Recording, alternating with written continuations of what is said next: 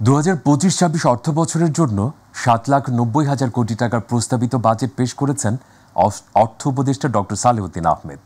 এতে রাজস্ব আয়ের লক্ষ্যমাত্রা নির্ধারণ করা হয়েছে 5,64,000 কোটি টাকা, ঘাটতি 2,26,000 কোটি টাকা। রাষ্ট্রীয় সম্প্রচার মাধ্যমে সরাসরি বাজেট ঘোষণা করেন অন্তর্বর্তী সরকারের অর্থ উপদেষ্টা। তিনি জানান, এবারের বাজেটে মূল্যস্ফীতি নিয়ন্ত্রণ, রাজস্ব আহরণ বৃদ্ধি এবং সামষ্টিক অর্থনৈতিক স্থিতিশীলতা ফিরিয়ে আনাকে সর্বোচ্চ অগ্রাধিকার দেওয়া হয়েছে। এসি মার্ভের আরও তথ্য। সংসদের বাজেটে জাতীয় সংসদ না থাকায় 2025-26 অর্থ বছরের প্রস্তাবিত বাজেট উপস্থাপন করা হয় রাষ্ট্রীয় সম্প্রচার মাধ্যমে। প্রস্তাবিত বাজেট উপস্থাপন করেন অর্থ উপদেষ্টা ডক্টর সালেহুদ্দিন আহমেদ। সম্পদের সুষম বন্টন ও বৈষম্যহীন বাংলাদেশ গড়া এবারের বাজেটের অন্যতম লক্ষ্য। এবারের প্রস্তাবিত বাজেটের আকার 7,90,000 কোটি টাকা। রাজস্ব আয়ের লক্ষ্যমাত্রা ধরা হয়েছে 5,64,000 কোটি টাকা। এর মধ্যে এনবিআর এর লক্ষ্যমাত্রা 4,99,000 কোটি টাকা। বাজেটে ঘাটতি 2,26,000 কোটি টাকা। প্রস্তাবিত বাজেটের মোট ঘাটতির মধ্যে 1,25,000 কোটি টাকা অভ্যন্তরীণ উৎস হতে এবং 1,01,000 কোটি টাকা বৈদেশিক উৎস হতে নির্বাহ করার প্রস্তাব করছি। আগামী অর্থ বছরে সুদ পরিশোধ বাবদ মোট ব্যয় ধরা হয়েছে 1,22,000 কোটি টাকা। বাজেটে শিক্ষা ও স্বাস্থ্য খাতকে অগ্রাধিকার দেওয়ার কথা জানান অর্থ উপদেষ্টা। পাশাপাশি মূল্যস্ফীতি 6.5% নামিয়ে আনার লক্ষ্যমাত্রা নির্ধারণ করা হয়েছে। জাতীয় উন্নয়নে স্বাস্থ্য খাতের গুরুত্ব বিবেচনায় 2025-26 অর্থ বছরে স্বাস্থ্য ও পরিবার কল্যাণ মন্ত্রণালয়ের জন্য 41,908 কোটি টাকা বরাদ্দের প্রস্তাব করছি। 2024-25 অর্থ বছরের বাজেটে এই বাবদ বরাদ্দ ছিল 41,407 কোটি টাকা। প্রস্তাবিত বাজেটে বাড়েনি ব্যক্তিগত করমুক্ত আয়সীমা, তবে পরের 2 অর্থ বছরের জন্য 25,000 টাকা বাড়ানোর প্রস্তাব করা হয়েছে। এই বাজেটে সুবিধা দেওয়া হয়েছে জুলাই যোদ্ধা আর কৃষি আয়ের ক্ষেত্রে। গেজেটভুক্ত জুলাই গণ অভ্যুত্থান 2024-এর আহত জুলাই যোদ্ধা করদাতাদের ক্ষেত্রে করমুক্ত আয়সীমা 5,25,000 টাকা নির্ধারণ করা হয়েছে। অর্থ উপদেষ্টা জানান, আপাতত প্রবৃদ্ধির গতিবৃদ্ধির পরিবর্তে অর্থনীতির ভিত তৈরির দিকেই সর্বোচ্চ অগ্রাধিকার দিচ্ছে অন্তর্বর্তী সরকার। এই শক্তিশালী ভিত্তি হবে আগামী বাংলাদেশের বিনির্মাণের সোপান। আগামী সেই বাংলাদেশ সবার জন্য মানসম্মত জীবন এবং সকল স্তরে বৈষম্যহীন ব্যবস্থার নিশ্চয়তা প্রদান হবে আমাদের মূল লক্ষ্য। গত অর্থ বছরের তুলনায় প্রস্তাবিত বাজেটের আকার কমেছে 7,000 কোটি টাকা। বাজেট হ্রাসের এই ঘটনা দেশের ইতিহাসে এবারই প্রথম। দেশের ইতিহাসে প্রথমবারের মতো আমরা বিগত বাজেটের চেয়ে ছোট আকারের বাজেট আগামী অর্থ বছরের জন্য প্রস্তাব করছি। এস.এম. আরিফ, মাই টিভি, ঢাকা। এদিকে অন্তর্বর্তী সরকারের প্রথম এবং দেশের 54তম বাজেট উপস্থাপনের আগে তা উপদেষ্টা পরিষদের বৈঠকে অনুমোদিত হয়। দুপুরে প্রধান উপদেষ্টা সভাপতিত্বে উপদেষ্টা পরিষদের বিশেষ বৈঠকে 2025-26 অর্থ বছরের 7,90,000 কোটি টাকার এই বাজেট অনুমোদন দেওয়া হয়।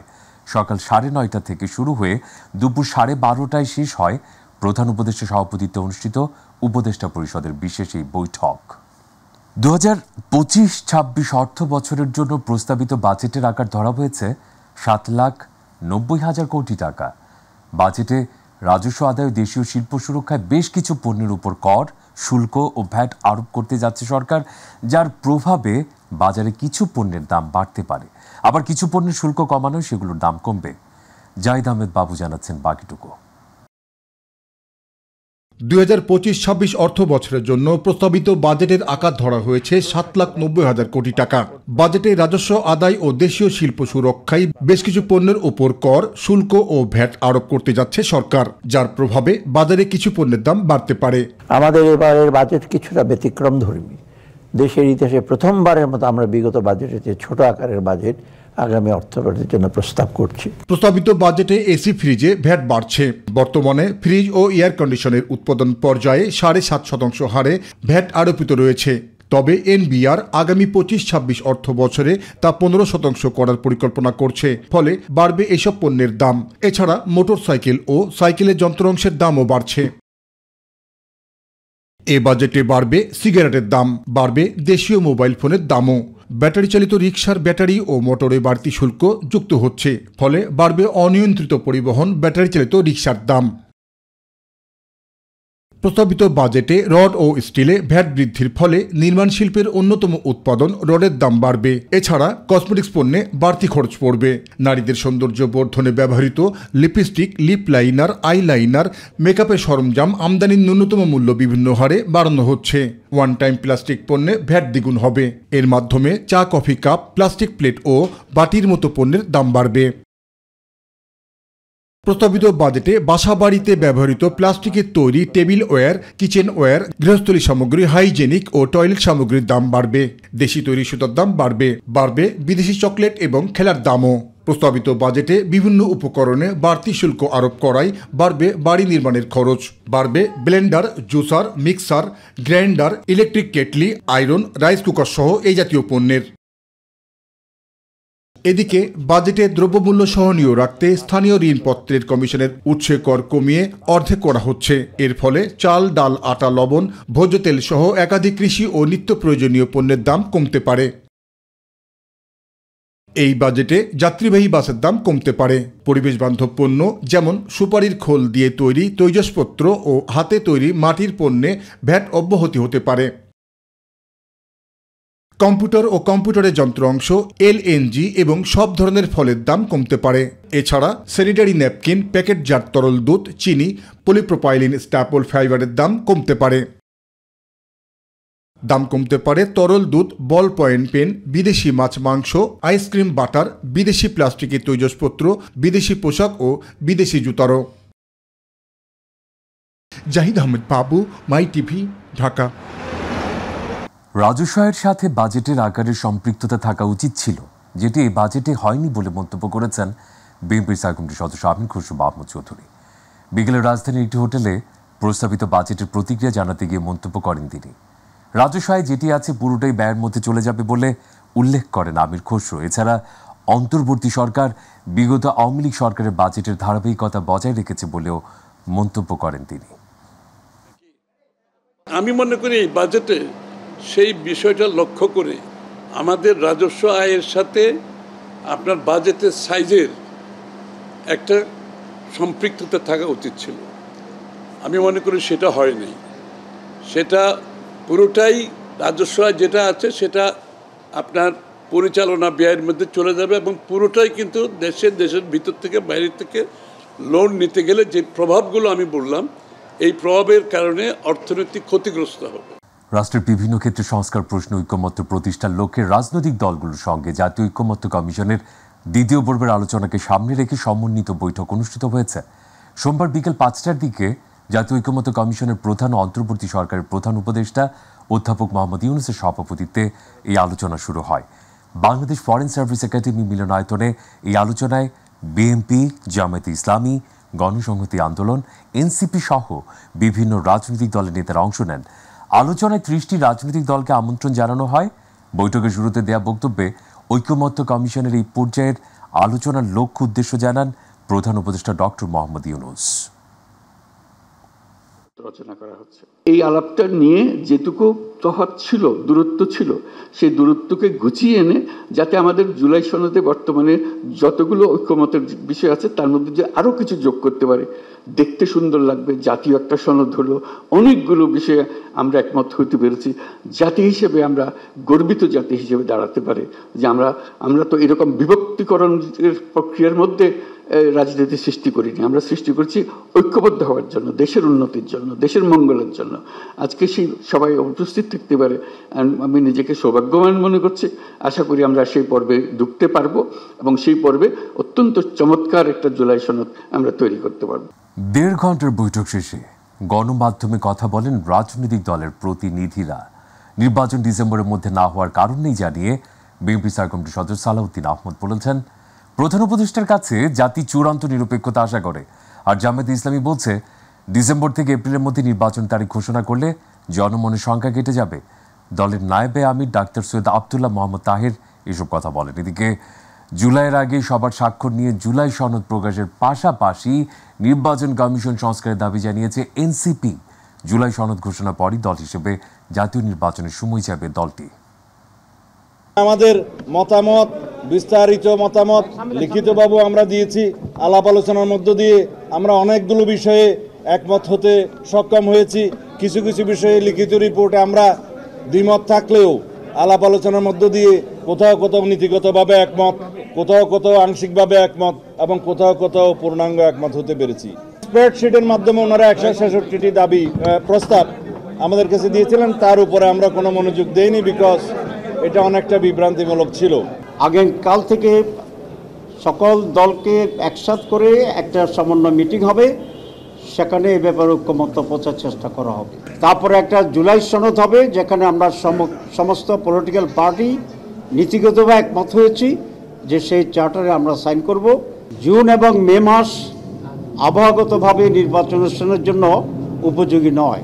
এর মাঝে ডিসেম্বর টু এপ্রিল একটা সুইটেবল টাইমে আপনি একটা ডেট দিলেই জনমনে যে এখন কিছুটা সংখ্যা এবং অস্বস্তি আছে, আমরা বিশ্বাস করি এটা কেটে যাবে। জুলাই সনদ ঘোষণার আগে যদি নির্বাচনের তারিখ ঘোষিত হয় তাহলে সংস্কার প্রক্রিয়া ব্যাহত হতে পারে। তাই আমরা আহ্বান জানিয়েছি যে 16 বছর আমরা অপেক্ষা করেছি, 10 মাস অপেক্ষা করেছি, আমরা আরও 2 মাস অপেক্ষা করতে চাই। জুলাই সনদ হচ্ছে আমাদের রাষ্ট্র কাঠামোর যে সংস্কার, যে কোথায় কোথায় আমরা সংস্কারগুলো করব এবং সেই সংস্কার যাতে পরবর্তীতে অব্যাহত থাকে, বিচারের বিষয়টা যাতে আমাদের অব্যাহত থাকে, সেই বিষয়ের একটা ঐক্যমতের দলিল। সরকার, নির্বাচন কমিশন, সকল বাহিনী, জনগণের সকল অংশ যদি সম্মিলিত উদ্যোগ থাকে তাহলে অবিলম্বে আমরা এটা শেষ করতে পারবো। ফ্যাসিস্ট শেখ হাসিনার দোসরদের বিচার ব্যবস্থা দৃশ্যমান পর্যায়ে পৌঁছার একটা আবেদন আমরা করেছি। একটি সুষ্ঠু নির্বাচনের জন্য একটি সুষ্ঠু পরিবেশ দরকার, যাতে এমন কোনো নির্বাচন আমরা চাই না যে নির্বাচন পেশি শক্তি, কালো টাকার প্রভাবে প্রশ্নবিদ্ধ হয়। সুপ্রিম কোর্টের আপিল বিভাগের রায়ের পর নিবন্ধন ও প্রতীক ফিরে পেতে প্রধান নির্বাচন কমিশনার AMM নাসির উদ্দিনের সঙ্গে নির্বাচন কমিশনের বৈঠক করেছে জামায়াতে ইসলামী। বৈঠকের পর দাঁড়িপাল্লার প্রতীক ফিরে পাওয়ার ব্যাপারে আশা প্রকাশ করেছেন জামায়াতের সহকারী secretary general doctor Hamidur Rahman Azad. তিনি আরও বলেন, বৈঠকের প্রতীকের ব্যাপারে সিইসির কাছ থেকে ইতিবাচক সাড়া পাওয়া গেছে। এই মিটিংয়ে এই আদালতের রায় এক্সিকিউশনের ব্যাপারে যে আমরা আবেদন করেছি ইলেকশন কমিশনের কাছে, সেটার উপরে ডিসকাশন হয়েছে। সেই প্রেক্ষিতে ওনারা আমাদেরকে পজিটিভলি রেসপন্স করেছেন এবং অফিসিয়াল প্রসিডিউর যতটুকু সময় লাগে ভেরি আর্লি এজ পসিবল এটা দ্রুত ওনারা কার্যকর করবেন বলে আমাদেরকে পজিটিভলি জানিয়েছেন। বহুল আলোচিত সেনাবাহিনীর অবসরপ্রাপ্ত মেজর সিনহা মোহাম্মদ রাশেদ খান হত্যা মামলায় সাবেক ওসি প্রদীপ কুমার দাস ও পরিদর্শক মোহাম্মদ লিয়াকত আলীকে মৃত্যুদণ্ড বহাল রেখেছেন হাইকোর্ট। একই সঙ্গে 6 আসামির যাবজ্জীবন দণ্ড বহাল রেখেছেন আদালত। এছাড়া প্রত্যেক আসামির 50,000 টাকা করে জরিমানার আদেশ বহাল রাখা হয়েছে। বিচারপতি মোহাম্মদ মুস্তাফিজুর রহমান ও বিচারপতি মোহাম্মদ সগির হোসেনের হাইকোর্ট বেঞ্চ এই রায় ঘোষণা করেন। প্রতিবেদন সাইদুর রহমান আবিরের। বহুল আলোচিত সেনাবাহিনীর অবসরপ্রাপ্ত মেজর সিনহা মোহাম্মদ রাশেদ খান হত্যা মামলায় টেকনাফ থানার সাবেক ওসি প্রদীপ কুমার দাস ও পরিদর্শক লিয়াকত আলীর মৃত্যুদণ্ড বহাল রেখেছেন হাইকোর্ট। একই সঙ্গে 6 আসামির যাবজ্জীবন দণ্ড বহাল রাখা হয়। এছাড়াও প্রত্যেক আসামির 50,000 টাকা করে জরিমানার আদেশ বহাল রাখা হয়েছে এই রায়ে। বিচারপতি মোস্তাফিজুর রহমান ও সগির হোসেনের হাইকোর্ট বেঞ্চ এ রায় ঘোষণা করেন। ট্রায়াল কোর্টের বিচারিক আদালতের যে রায় ছিল, 2 জনের ফাঁসি, লিয়াকত এবং প্রদীপ এবং বাকি যে 6 জনের যাবজ্জীবন, সেইটা বহাল রেখেছে। অন্য জরিমানা সহ এবং অন্য যে আপিলগুলো ছিল খালাসের এবং শাস্তি বৃদ্ধি করার, সেইটা তারা খারিজ করে দিয়েছে। এখন এটা অ্যাজ ইউজুয়াল ডেথ রেফারেন্স হিসেবে অ্যাপিলেট ডিভিশনে যাবে। তারপরে যদি রিভিউ হয়, রিভিউ হবে এবং প্রেসিডেন্ট মার্জনা তারপরে এইটা এক্সিকিউশন কার্যকরী হবে। এ সময় রায় দ্রুত কার্যকর হওয়ার পরেই সন্তুষ্ট হবেন বলে জানান সিনহার বোন। এই রায়টা বহাল রয়েছে, যেটা একটা সত্যের একটা জয় বলবো আমি। কিন্তু আমরা এখনো অপেক্ষা করছি এর পরবর্তী ধাপের জন্য। যখন পরবর্তী ধাপটা সম্পূর্ণ হবে এবং যেদিন রায়টা কার্যকর হবে এই রায়টা, সেদিন আমরা বলবো যে আমরা সম্পূর্ণভাবে সন্তুষ্ট। এই হত্যা মামলার রায় দ্রুত কার্যকর করতে রাষ্ট্রপক্ষ আরও উদ্যোগী হবে বলে জানান অ্যাটর্নি জেনারেল। লিয়াকত তার নিথর দেহে পা দিয়ে আঘাত করেছে। প্রদীপ এসে তার নলির উপরে বুটের আঘাতে মৃত্যু নিশ্চিত করেছে। এই নির্মম হত্যাকাণ্ডের বিচার যদি বাংলাদেশের মাটিতে আমরা না করতে পারি, তাহলে এই বাংলাদেশ তার সভ্যতার ইতিহাসে একটি প্রশ্নবোধক চিহ্ন হয়ে থাকবে। আমরা রাষ্ট্রের পক্ষ থেকে মনে করি আমরা আমাদের দায়িত্ব যথাযথভাবে পালন করতে পেরেছি। 2022 সালের 31 জানুয়ারি এই মামলার রায়ে টেকনাফ থানার সাবেক ওসি প্রদীপ কুমার দাস ও বাহারছড়া তদন্ত কেন্দ্রের সাবেক পরিদর্শক লিয়াকত আলীর মৃত্যুদণ্ড ও 6 জনকে যাবজ্জীবন কারাদণ্ড দেন কক্সবাজার জেলা ও দায়রা জজ আদালত। 2022 সালের 8 ফেব্রুয়ারি মৃত্যুদণ্ড নিশ্চিতে ডেথ রেফারেন্স হাইকোর্টে আসে। পাশাপাশি কারাগারে থাকা দণ্ডিত আসামিরাও আপিল করেন। সাইদুর রহমান আবির, মাই টিভি, ঢাকা। চলছে অগ্রিম টিকিটের ট্রেনে ঈদযাত্রা। ধীরে ধীরে বাড়ছে যাত্রীর চাপ। টিকিট ছাড়া কাউকে প্রবেশ করতে দেওয়া হচ্ছে না প্ল্যাটফর্মে। ছাদে চড়ে ভ্রমণ না করতে প্রচার প্রচারণা চালাচ্ছেন কর্তৃপক্ষ। টিকিট কালোবাজারি রোধে অভিযান চালাচ্ছে ভ্রাম্যমাণ আদালত। আরও জানাচ্ছেন রাকিব হাসান। পবিত্র ঈদুল আজহা উপলক্ষে বিশেষ ব্যবস্থাপনায় ট্রেনে চলছে ঘরমুখ মানুষের ঈদযাত্রা। বিগত দিনের চেয়ে তৃতীয় দিনে কমলাপুর স্টেশনে বেড়েছে কিছুটা যাত্রী চাপ। সকাল থেকে নির্দিষ্ট গন্তব্যে ছেড়ে গেছে একের পর এক ট্রেন। যাত্রী হয়রানি বন্ধে টিকিট ছাড়া কাউকেই প্রবেশ করতে দেয়া হচ্ছে না প্ল্যাটফর্মে। প্রবেশদ্বারে বসানো হয়েছে চেকিং পোস্ট। টিকিট কালোবাজারি রোধ এবং যাত্রী হয়রানি বন্ধে কমলাপুর স্টেশনে নিয়মিত পরিচালিত হচ্ছে যৌথ বাহিনীর অভিযান। অনিয়ম পেলে সাথে সাথেই ব্যবস্থা নেয়ার কথা জানান ম্যাজিস্ট্রেট। আজকে অভিযানের মূল লক্ষ্য এই ঈদযাত্রায় যাত্রাপথে যেন কোনো যাত্রী কোনো ধরনের হয়রানির শিকার না হয়। আমরা কয়েকজন দালালের অবস্থানও চেক করেছিলাম, কিন্তু তারা হয়তো কোনো না কোনোভাবে বুঝতে পেরে তারা দূরে সরে গেছে। তারপরেও আমাদের এই অভিযান অব্যাহত থাকবে। আমরা মাঝে মাঝে অভিযান পরিচালনা করব। স্টেশন ম্যানেজার জানালেন, এরই মধ্যেই গঠন করা হয়েছে বিশেষ টিম। ঈদযাত্রাকে কেন্দ্র করে বড় বড় স্টেশনগুলোতে স্পেশাল টিম গঠন করা হয়েছে।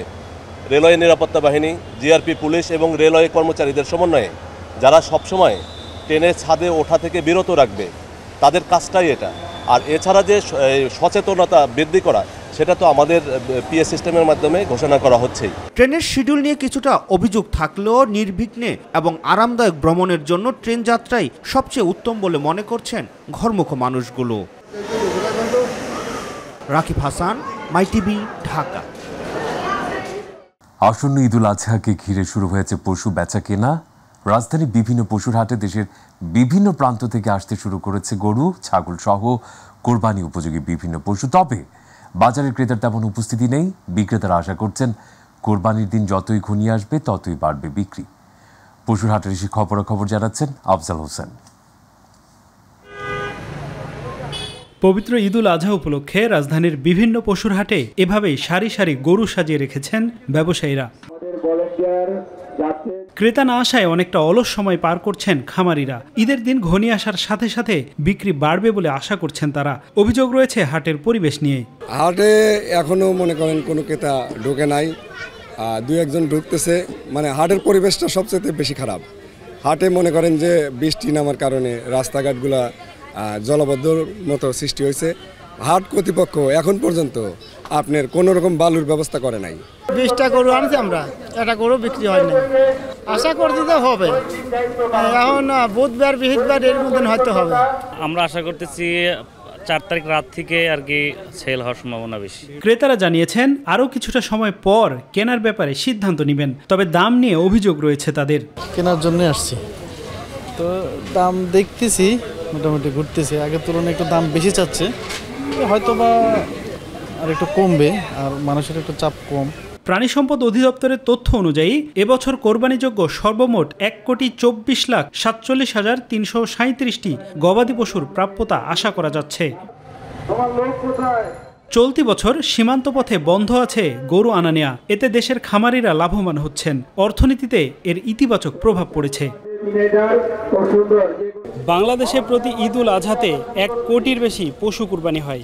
এর বেশিরভাগ অংশে আসে বিভিন্ন হাট থেকে। রাজধানীতেও বেশ কিছু হাট বসেছে, সেখানেও মিলছে বিভিন্ন ধরনের পশু। আর সেখানে ভিড় করছেন ক্রেতারা। তবে বিক্রেতারা জানিয়েছেন এখনই কাঙ্ক্ষিত বিক্রয় হচ্ছে না। তারা আশা করছেন ঈদুল আজহা সন্নিকটে আসা মাত্রই বিক্রির পরিমাণ বেড়ে যাবে। তবে নিরাপত্তা ও স্বাস্থ্যকর বিষয়গুলো নিয়ে বেশ আশঙ্কার কথা জানিয়েছেন তারা। আফজাল হোসেন, মাই টিভি, ঢাকা। ঈদুল আজহার বাকি আর মাত্র কয়েকদিন।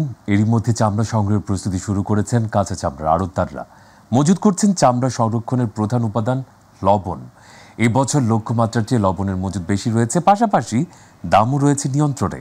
বাংলাদেশ ক্ষুদ্র কুটির শিল্প কর্পোরেশন বিসিকের তথ্য মতে চট্টগ্রাম জেলায় কোরবানির পশু চামড়া সংরক্ষণে লবণের লক্ষ্যমাত্রা 5,843 মেট্রিক টন। এবছর লবণ মজুত আছে 6,582 মেট্রিক টন। এছাড়া অপরিশোধিত লবণের মজুত রয়েছে 66,000 মেট্রিক টন, যা দিয়ে সারা দেশে লবণের চাহিদার একটি বিরাট অংশ পূরণ করা যাবে। টানা বৃষ্টি এবং উজান থেকে নেমে আসা পাহাড়ি ঢলে ব্রাহ্মণবাড়িয়ার আখাউড়া উপজেলার সীমান্ত ঘেঁষে নিম্নাঞ্চল প্লাবিত হয়েছে। আকাশে জমেছে মেঘ, শুরু হয়েছে বৃষ্টি। ত্রিপুরা এলাকার পাহাড়ি ঢলের পানি আখাউড়া আগরতলা সড়কের বঙ্গের চর এলাকায় সড়কটি দিয়ে অতিক্রম করছে। শুধু তাই নয়, আশেপাশের খালগুলো পানিতে টইটুম্বুর, আর সেই খালের মধ্যে জমানো পানি ঢুকছে ঘর বাড়িতে। এতে থমকে গিয়েছে সেখানকার জীবনযাত্রা। দোকানপাটে পানি ঢোকায় স্থবির হয়ে পড়েছে ব্যবসা বাণিজ্য। এদিকে ভারতের সিকিমে টানা ভারী বৃষ্টিপাতের কারণে বিপজ্জনকভাবে বাড়ছে তিস্তার নদীর পানি। এতে রাজ্যটিতে রেড অ্যালার্ট জারি করেছে ভারতের আবহাওয়া দপ্তর। ফলে লালমনিরহাটে উজানের ঢলে টানা ভারী বৃষ্টিতে তিস্তা নদীর পানি হঠাৎ বৃদ্ধি পেয়েছে। প্লাবিত হওয়ার আশঙ্কা রয়েছে চরাঞ্চলের মানুষ ও নদী তীরবর্তী এলাকা। রবিবার পানি বৃদ্ধি পাওয়ায় দেশের সর্ববৃহৎ সেচ প্রকল্প তিস্তা ব্যারেজ খুলে দেওয়া হয়েছে 44টি জলকপাট।